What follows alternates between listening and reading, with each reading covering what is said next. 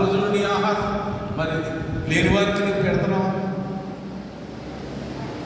ఇవన్నీ మనం ఆలోచన చేసినప్పుడు ఆశీర్వాదాలు ఊరికినే వచ్చేది. ఎవరో నీ కొరకు వేరే వాళ్ళు ప్రార్థన చేయాల్సిన దేవుడు అంటున్నాడు, నా ప్రియమైన దేవుని బిడ్డలారా, ఇదే కదా నాకు ఇష్టమైన ఉపవాసం అని ఆ కింద వచనం చదువు చూడండి.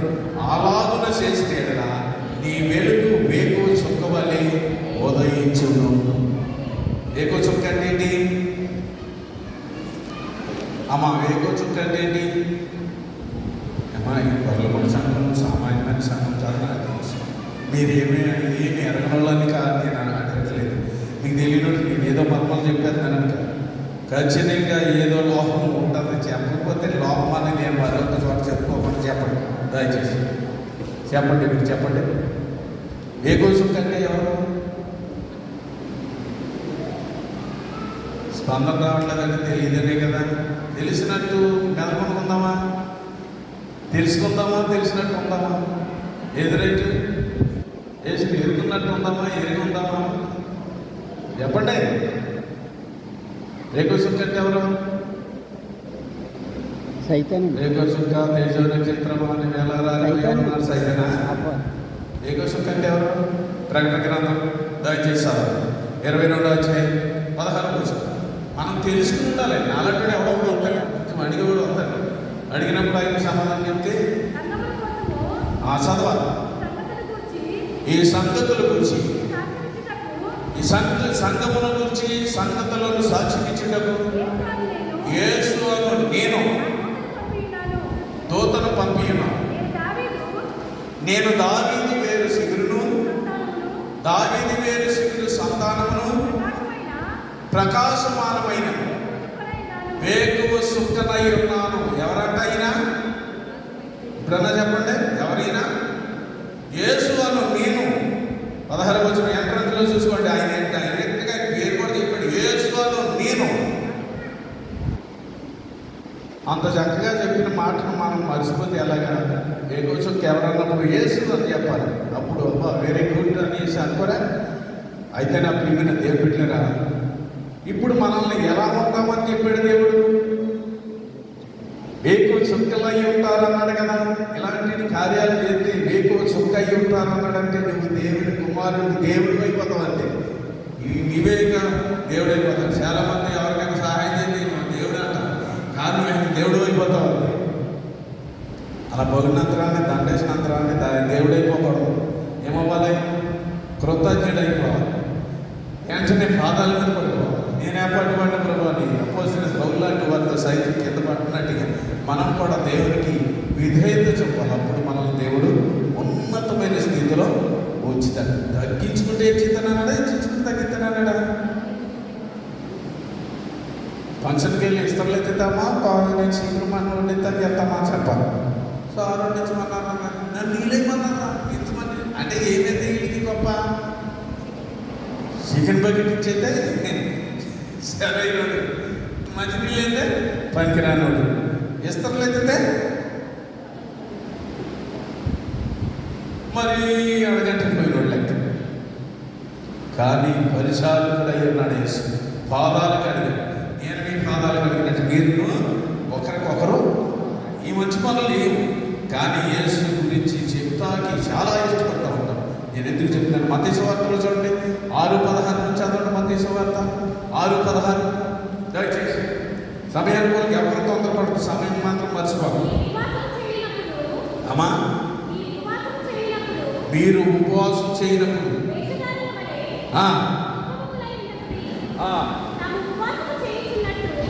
ఉపవాసం చేయించున్నట్లు మనుషులకు కనబడవలనని. చూడండి, ఉపవాసం చేయడం మనుషులకు కనపడాలని చేస్తూ ఉంటారు. మనుషులకు కనపడాలని చేస్తారు, కానీ దేవుడు అలా ఉండొద్దు అన్నాడు. మీరు అన్ని జనుల్ని వేరే రీతిగా మీరు ఇలా ఉండొద్దు. మీరు రహస్యమైన స్థలానికి వెళ్ళాలి. మీ మొహం కడుక్కోండి, రహస్యమైన స్థలానికి వెళ్ళండి, పరిశుద్ధమైన దేవుని సన్నిధిలో మోకరించండి. ఇదిగో ఆయన చెప్పినటువంటి క్రియలు చేయండి. అప్పుడు మీరు ఎలా ఉంటారని చెప్పాడు తెలుసా? అలాగ నీవు చేసిన ఎడలని మీరు వేకువ చుక్కలాగా ప్రకాశించిపోద్దండి. ఎక్కడో బాగా ఎదుగుతాడంటే నిజంగా అడిగిన శివకాశ ఎంత, పాస్టర్ గారికి శివకాశ ఎంత అన్నాడు ఒక ఆయన.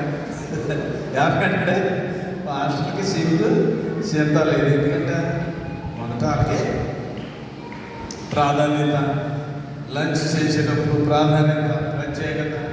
ఆమె దేని కొరకు చెప్పాలి? దేని కొరకు ప్రత్యేకత? దేని కొరకు ప్రత్యేకత? ఎవరి కొరకు? అతనికి పాస్టర్కి ప్రత్యేకత చేస్తానికి దేని కొరకు? దేవుని బిడ్డలు కనుక ఆయనకి చేసి దేవుడికి చేసినట్టునే ఆ ఫీల్ అవుతారు కొందరు పాస్టర్ గారికి పెట్టకపోతే ఇలా కడిగేస్తాడని భయపడి మరి పెడతారు. ఒకడు 10,000 అంటే వచ్చి ఇచ్చాడట పాస్టర్ గారు. ఇక్కడ 10,000 అంటే కష్టమంతా మన పల్లెటూరు సిటీ కదా, అక్కడ ఇచ్చేదానికి అతడు ఇచ్చి ఎంతమందికి ఎక్కడ చూసినా కానీ ఇది అనౌన్స్మెంట్ ఎలా ఉందంటే ఆయనకి పాస్టర్ గారికి ఇలా ఇచ్చాను, అలా ఇచ్చాను, ఇలా నా వల్ల అని చేసి అది నోట పాస్టర్ గారి దగ్గరికి వచ్చింది. ఆయన హృదయం కొంచెం బాధ అయింది. అప్పుడు ఆయన 10 మందిలో ఇక్కడ సంఘానికి వచ్చిన తర్వాత అయ్యా దయచేసి ఇలా రండి అని పిలిచి, మీరు నాకు ఇచ్చారా దేవుడికి ఇచ్చారా అని అడిగారు. ఆయన అన్నాడు, నీకే ఇచ్చారు, నాకు ఇస్తే దయచేసి క్షమించండి, ఇగోండి అనేసి మీరు తీసుకోండి, నాకు అవసరం లేదండి, మీరు దేవుడికి ఇచ్చారనుకున్నాను అన్నాడు. రైటా రాగా? నాకు ఇస్తే నేను నిజంగా నీకు అప్పైపోతానయ్యా, నువ్వు దేవుడికి ఇస్తే నేను అప్పై ఉండము, అందుకని నాకు భయం ఇచ్చేస్తున్నాను తీసుకొని నేను అప్పు చేయవలసిన వాడిని కాదు, నువ్వు నాకు ఇచ్చారనుకోండి నేను తీసుకోకూడదు అని జ్ఞానోదయం కలిగి. చాలామంది పాస్టర్కి ఇచ్చామనుకుంటున్నారు, వాళ్ళు నష్టపోతారు. దేవుడికి ఇచ్చామనుకోండి నష్టపోరు. దేవుడికి ఇచ్చినటువంటి మనక ఇప్పుడు తగ్గిపోయింది పద్ధతి. బ్యాన్ అయితే బ్యాన్ రెక్క మీద 3 రెక్కల మీద పేర్లు ఉంటాయి. గత దినాల్లో మనకి కాలేజీ ఏంటిది బండ్లు ఏమంటారు, సిమెంట్ రాళ్ళు వేసుకునే వాళ్ళు కదా, రాయి కడితే రాయి మీద ఇంకా గంటలు కొట్టించి అక్కడ పేరు రాయించేసి అంతలా. మా ఊళ్ళో తల్లి ఆ రాయి ఇచ్చిన తల్లి అదే చెప్పాలి దగ్గర తగ్గితే చెప్పండి. అయితే అక్కడ ఆ తల్లి ఆ రాయి మీద కూర్చోటానికి ఆ ఇచ్చిన రాయి మీద కూర్చుంది. ఏమంటే ఎవరి రాయి మీద కూర్చోటానికి దేవుని సన్నిధిలోకి చెప్పుకుంటున్నాం. దేవుని సన్నిధిలోకి వెళ్ళి ఇంకేమన్నా నీ రాయి మీద కూర్చుంటున్నాను, దేవుని దగ్గర కూర్చోట్లేదు, దేవుని మనసు నీకు లేదు. నేను ఇచ్చేది ఫ్యాన్ అయ్యగారికి అందరికీ ఫ్యాన్లు ఉన్నాయని అయ్యగారి దగ్గర ఫ్యాన్ లేదనేసి తల్లి ఫ్యాన్ ఇచ్చిందని అయ్యగారి దగ్గరికి ఫ్యాన్ ఇచ్చింది. దేని కొరకు ఇచ్చింది? గాలి కోసమేనా? అయ్యగారి శ్రమలు బట్టి అందరి ప్రశాంతంగా అతని కానీ ఫ్యాన్ ఇచ్చింది. ఇచ్చిన తర్వాత ఏమైందంటే ఒక ఆమె వచ్చి ఫ్యాన్ అయినా అయ్యగారి శ్రమలు బట్టి నేను ఫ్యాన్ ఇస్తాను, రైట్ ఫ్యాన్ వేసి పేరు కనపడద్దా అనుకుంటున్నాడు. మరి ఇంకే ఫ్యాన్ ఆపాను. అమ్మ ముచ్చూరు శ్రమలు పడుతూ ప్రసంగం చేస్తున్నాడు, గాలి పట్టి ఫ్యాన్ ఇచ్చేవనుకుంటే ఇంకొక ఆయన ఇచ్చేదంటే నువ్వు ఎలాగైతే పేరు కనపడితే అనేసి ఆపేస్తున్నాడు. ఎప్పుడు మరి దేని కొరకు ఎత్తున్నావా? దేవుడికి ఎత్తున్నావా? లెక్కలేస్తున్నావా? ఎవరికి ఎత్తున్నావా? నువ్వు నీ పేరు రాసుకుంటున్నావా? దేవుని పేరు ఉంటుందా? దేవుని మనసు నీకుందా? దేవునికి ఇచ్చిన తర్వాత ఇచ్చాను అని చెప్పుకుని ఉన్నది పోగొట్టుకుంటున్నావా? ఎలా ఉన్నావా? దేవుని సన్నిధిలో నిజమైన ఉపవాసం మనం చేసినప్పుడు ఆయన చేసే మాట ఏంటంటే ఇక్కడ 12వ వచనంలో ఏమంటాడు? పూర్వకాలం నుండి పాడైన స్థలములను నీవు జనులు కట్టెదరు, ఏకుల క్రిందట పాడైపోయిన పునాదులను నీవు మళ్ళా కట్టెదవు, వెరగబడిన దాన్ని బాగు చేయవాడని, దేశంలో నివసించినట్లుగా త్రావులు సిద్ధపరచేవాడని నీకు పేరు పెట్టు. పాడైపోయిన దాన్ని బాగు చేసేవాడని మంచి పేరు నీకు వచ్చారు నువ్వు చేసే మంచి పనులు బట్టి. అంతేగాని గాలి కోసం ఫ్యాన్ ఇచ్చి ఫ్యాన్ అయితే నీ పేరు కనపడదని పెట్టుకుంటే దేనికోసం ఇచ్చినట్టు లెక్కలు ఉంటాయి. ఇతరులకు మనం పెట్టేటప్పుడు క్రీస్తు మనసుతో మనం పెడితే వేగు చుక్కలాగా ప్రకాశిస్తాం. ఇప్పుడు మనం పత్రిక పాఠంలోకి వెళ్దాం. చూడండి దయచేసి. ఎంతసేపు దీని గురించి చెప్పే సమయం అయిపోయింది అనుకోవద్దు, దయచేసి నేను త్వరగానే దీన్ని ముగిస్తాను. చూడండి పత్రిక పాఠం 14వ అధ్యాయం, రోమిలికి రాసిన పత్రిక 14వ అధ్యాయం 7వ వచనం. మనలో ఎవరును తన కోసమే బ్రతకడు, ఎవడను తన కోసమే సరిపోడు. మనం బ్రతికినను సరిపోయినను ప్రభు కోసమే సరిపోతున్నాము. కాబట్టి బ్రతికినను సరిపోయినను ప్రభువారమై ఉన్నామని మనం తెలుసుకోవాలి. నా ప్రియమైన దేవుని బిడ్డలారా, మనం సరిపోయినా బ్రతికిన ప్రభువారమని ప్రభు కోసమే బ్రతకాలి, ప్రభు కోసమే మనం జీవించాలి. అపోస్తలుడైన పౌలు అన్నాడండి, బ్రతుకుంటే క్రీస్తే, సావైతే లాభము లేక పేరు అన్నాడు. బ్రతకడం నేను క్రీస్తు కోసమే, తినడం కోసం కాదు, క్రీస్తు కోసం బ్రతుకుతున్నాడు. సావు అయితే లాభం. అలాంటి ఎందుకు ఇలాంటి కొంతమంది ప్రభు కోసం బతకడం, సావు అనేటప్పుడు ఏమంటారు, దేని గురించి మాట్లాడతారు తెలుసా? ఎందుకు రాయాలంటే బతుక టీ తాగులు పెద్ద సుఖం ఉండదు, నేను ఇవి ఆహారం తింటామంటే నన్ను ఉప్పు వేసుకుంటా తింటాను లేదు, సప్పగా తినాలి. ఇలాంటి బతుకు కంటే చెప్పరా, తింటారు లేకపోతే చచ్చిపోవడం నీళ్ళంట. అలాగైతే పర్లేదు ఉంటుందా? ఏమి నేను చికెన్ తినకూడదు, మటన్ తినకూడదు, చికెన్ తినకూడదు, ఏమి తినకూడదు. ఎందుకు ఇలాంటి బతుక అంటే తినడం కోసం బతుకుతున్నాడు అనమాట. అర్థమైపోతుంది కదా, వేరే చెప్పాల్సింది కదా. ఇలాంటి బతుకంటే చచ్చిపోతే మేము గదులు పరివారం ఎక్కువైపోయింది. ఈ మందకి చేసినప్పుడు చచ్చిపోతాం, మందకి చేయలేక చచ్చిపోవద్దు. మందకి చేసి ప్రాణ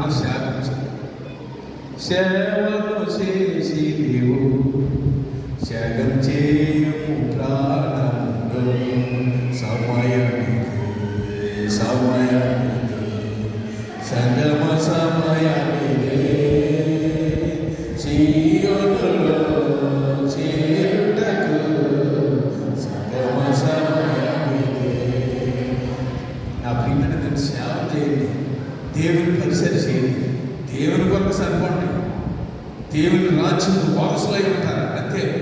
నువ్వు ఇక్కడ చనిపోతే అక్కడ వెల్కమ్ ఉన్న దేవదూతలు వచ్చి నేను తీసుకుపోతాయి.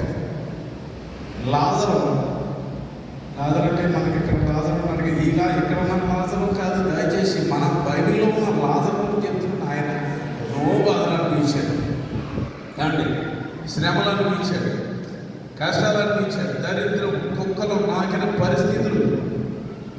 అలాంటి వాడు చనిపోతానంటే దేవదూతలు వచ్చినాయి. మరి ధనవంతుడు తిన్నాడు, మరీగా తిన్నాడు, సరిగా నాకేంటి నా ప్రాణం తినుము త్రాగుము సుఖించుము, హ్యాపీ వేసి పెట్టాను, నీకు నెమ్మదిలేకపోతే చేసుకో అన్నాడు. సరిపోయాడు. ఆయన చనిపోయాడు. ఈ తర్వాత ఆయన డబ్బులు ఆర్భాటంతో ఆర్భాటంతో తీసుకుపోయాడు. కానీ ఆయన కోసం పాతాళం ఎదురు చూస్తుంది. అక్కడ వేదన చెప్తున్నాడు. అబ్రహాము రూపని ఈయన ఉన్నాడు. ఈయన ఇక్కడ కనకార్యాలు చేద్దాక ఆయన దగ్గర ఏం లేదు. మీరు అర్థం చేసుకోవాలి. డబ్బు లేదు, ఒక పూట ఆహారం తినడానికి డబ్బు లేదు. పట్టాడు, అన్నం పెట్టయ్యా, ఆ భగవంతుడు నీకు పరలోకం ప్రసాదిస్తాడనేసి అడిగితే, భగవంతుడా వాడేవాడు పరలోకం ఉన్నది, ఆయన ధనములకు రాజు నేను, నాకంటే భగవంతుడికి వెళ్ళడానికి ఒక తండ్రి లేడు లాజరు. ఈ ధనుడు పాతాళంలో ఉన్నాడు. ఈ జన్మలో లాజరేమో అబ్రహాములో ఉన్నా ఇక్కడ ఉండి అడుగుతున్నాడు, తండ్రి అయిన అబ్రహాము, నీ అతనన్న లాజరు నా ఎద్దకు అతను సిటికిని వేలు కొన నీళ్ళలో వచ్చిన అంటే సిటికి నీళ్ళు కొంత ఎత్తే సరిపోద్దా? బాటిల్ ఏం చేస్తున్నాం మనం? సిటికి నీళ్ళు కొనంతండి అగ్నిలో పడ్డవాడుతున్నాను, ఆ యాతన పొందుతున్నవాడు కానీ సిటికి నీళ్ళు కొంత ఎత్తే సరిపోతుంది. నేను అనుకున్నాను ఇతడు ఇంత గర్వంగా మాట్లాడుతుంటే ఇతడు అన్యుడు అనుకున్నాను. కాదు, ఇతడు క్రైస్తవుడు, డబ్బు కలిగిందండి, ధనం కలిగిందండి, హాయి నేను అని మనస్తత్వం వచ్చేసి వాడెవడు వీడెవడు అని లెక్కలేనితనంగా ఉండే ప్రియ సోదరి సోదరులారా, ప్రేమించడం నేర్చుకోండి. అంతటిలో బైబిల్ అంతటిలో మనం తెలుసుకోవాల్సిందల్లా ఒకే ఒక 2 అక్షరాలు, ప్రేమ. నేను చెప్పండి ఎన్ని అక్షరాలు? యేసు ప్రేమమయుడు, దయామయుడు, కరుణామయుడు. ప్రేమ గల దేవుడిని మనం కలిగి ఉంటే అందరినీ ప్రేమ చూపిస్తాం. రకరకాల కళలు పెట్టుకుంటూ రకరకాల రంగులతో చూస్తూ వాడు ఎలాగే వీడిలాగానే చెప్పుకుంటూ ఎవరికి తీర్పు తీర్చేవాడిగా ఉండదు. అందరికీ తీర్పు తీర్చి నా తండ్రి ఉండగా నేను ఎవరికి తీర్పు తీర్చాను. దేవుడు ఎవరికి తీర్పు తీర్చి మనము ఎవరికి తీర్పు తీర్చేవారిగా ఉండడానికి వీలు లేదు. నా ప్రియమైన దేవుని బిడ్డలారా, దేవుని వాక్యం పెట్టిన ప్రియ సోదరి సోదరులారా, 7-8 వచనాలు చూడండి. 7-8 వచనాలు, అందులోనే 14, 7-8 వచనాలు. 8 వచనం మళ్ళా చదువు.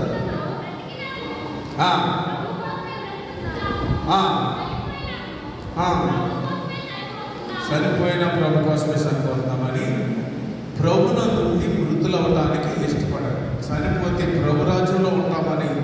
మనం జాగ్రత్తగా, అందుకే ఇక్కడ నిలబడి ఉన్న ఇటువంటి బోధించేందుకు కుదరదు. చనిపోతే ప్రభు దగ్గరికి వెళ్ళి ప్రభు మెప్పు పొందాలి, మనుషులు మెప్పు కాదు. ఏదో వాళ్ళని పొగిడితే చాలా బట్టి పొగిడితే పొగడతలు పడిపోతారు, ఖండితేనేమో ఈ రోజుతో సరి. అవసరమైతే ఏ రకంగా సరి చేయగలరు, ఏమైనా చేయగలరు దేవుడు కాదు, వీళ్ళు కూడా చేయగలరు. ఏమైనా చేయగలుగుతారు దేవుని బిడ్డలమైన మనం. మరి ఏమైనా కనుకోండి క్రీస్తు మనసుతో బోధించాలి. 1 కొరింథీయులకు రాసిన పత్రిక 6వ అధ్యాయం, 1 కొరింథీయులకు రాసిన పత్రిక 6వ అధ్యాయం 19-20 దయచేసి టకటక. మీ దేహము దేవుని వల్ల మీకు అనుగ్రహింపబడి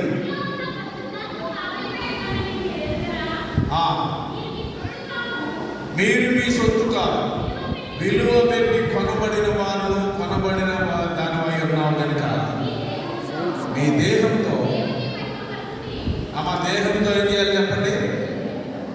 నా ఇష్టం, నా ఇష్టం, నా ఊరు, నా ఇష్టం. నువ్వెవడు? నీవు నీ సొత్తు కదండి దేవుడు అంటే నువ్వెవడు? నేను ఎక్కడికి వెళ్ళినా ఒక మాట చెప్తాను. నేనేమన్నంటే నీవు క్రీస్తు రక్తంలో కడగబడి దేవుని బిడ్డని చెప్పుకున్నాడే, నేను దేవుని బిడ్డని కనుక మనం క్రీస్తు రక్త సంబంధులు అన్నదమ్ములు కాదు, జాగ్రత్తలు క్రీస్తు రక్త సంబంధులు. అందుకే నేను నీకు చెప్తాను గట్టిగా అని చెప్పి అలా నవ్వుకుని ఇలా చేస్తాను. సీరియస్గా ఉండి ఇలా ప్రేమతో తెలుసుకునేలాగా మనం ఏ సంబంధం అంటే మనకి మీకు నాకున్న రిలేషన్ ఏంటంటే రక్త సంబంధం, యేసు రక్త సంబంధం. యేసు రక్తంలో కడగబడిన ప్రతి వాడు కూడా సహోదరులు అన్నదమ్ములు కనుక రక్త సంబంధాలు కనుక ఫైటింగ్లు ఉంటాయి కానీ యేసు రక్త సంబంధాలు ఉండకూడదు. ఇది క్రీస్తు మనసును కలిగి ఉండాలి. కేసు నక్షత్రంలాగా వెలగాలి. ఏమెలుగుతా యేసు లేకుండా ఎలమంటే ఏమెలుగుతా? సంవత్సరానికి ఎరిపోయిన తర్వాత శక్తి చింటెగరైతే ఉంటుందా? ఇంత ఎరిపోయిందనే సంగతి తెలియకుండా తలెగరేస్తాం. శక్తి పోయాక ఎగరైతే ఏం పోదు. మన శక్తిని పోగొట్టుకో, భక్తిని పోగొట్టుకో, ప్రభుని కలిగి ఉందాం. ప్రభు యొద్ద ఉన్నాం. మనము తీర్పులో అక్కడ నిలబడవలసిన వారిపై ఉన్నామని గ్రహించుకోవాలి. తీర్పు ధనం ఎవరో తాగుతున్నారు, తీర్పు ఉంది. అందరికీ తీర్పు తీర్చే తండ్రి ఉన్నాడు. మేకలు గొర్రెలు వేరు చేసినట్టు వేరు చేసి డివైడ్ చేసి పంపిస్తాడు. ఎక్కడికి వెళ్ళాలి? వాని క్రియలు చెప్పిన జీతం ఉన్నది, ప్రతి వానికి ఇచ్చుటకు జీతము నాయకుడు ఉన్నదంటాడు.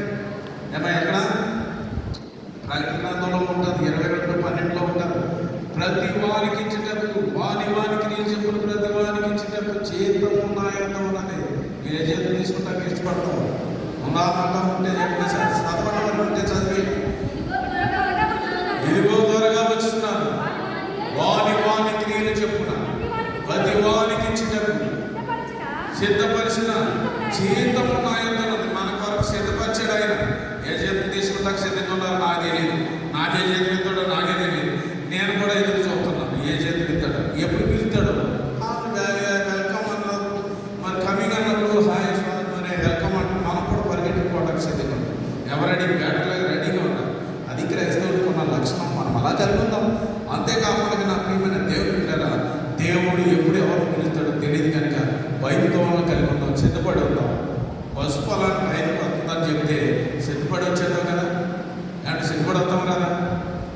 10ంటికి వస్తుందంటే 10ంటికి అంటారు కానీ ఆడ అలసి చేస్తారు. రోడ్ సరిగ్గా లేదు కదా, ఆడ ఎక్కడికి వస్తాను అంటే గవర్నమెంట్ లెక్క ప్రకారంగా మనుషులు ఎక్కినా ఎక్కకపోయినా టయానికి వచ్చేస్తారు. ఎక్కినా ఎక్కకపోయినా వెళ్ళిపోతాడు. ఈ సిటీ బస్ కదా, ఇట్లా స్నానం చేసి వస్తానన్నా ఆగుతాడు. దేవుని బిడ్డలమైన మనం నేర్చుకునేది ఏంటంటే ప్రభు రాకడ సమీపం ఉంది, సిద్ధపాటు కలిగి. మత్తయి సువార్త 5వ అధ్యాయం ఆఖరి మనం మత్తయి సువార్తలో వెళ్ళిపోతున్నాం. దయచేసి చూడండి 5వ అధ్యాయం 43లో చూడండి దయచేసి. అమ్మా నీ పొరుగువాన్ని ప్రేమించి నీ శత్రువులను ద్వేషించమని చెప్పు మాట మీరు విన్నారు కదా. నేను నీతో చెప్పినదేమనగా నీ పరలోకమందున్న మీ తండ్రిని ఆన్లైన్ ఈ శత్రువులను ప్రేమించి హింసించే వారి వరకు మనం ఏం చేయాలి చెప్పండి? చేయగలుగుతామా? మనల్ని హింసించే వారి వరకు ప్రార్థన చేయగలుగుతామా? ప్రార్థన చేసిన ఆయన దేవుడు కాబట్టి చేశాడు. మనం చేయగలమా? స్టెప్ చేసాడా లేదా? మా చేశాడా? ఆ స్తెఫను పేరు పెట్టుకున్నాను. నేను అలా జీవించాలని మనసు కలిగి ఉన్నాను, భయం కలిగి ఉన్నాను. వాక్యాన్ని తప్పకుండా బోధించడానికి భయంతో బోధించాను. ఎక్కడికి వెళ్ళి సంఘం దేవుని దాన్ని బోధించాను తప్ప నాదాను నాకు అప్పగించిన నాదాను నాకు వాళ్ళు దేవుని సంఘానికి నన్ను వాక్యం చెప్పడానికి పిలిచారు. ఒళ్ళు దగ్గరికి బోధించారు. స్తెఫను చనిపోతూ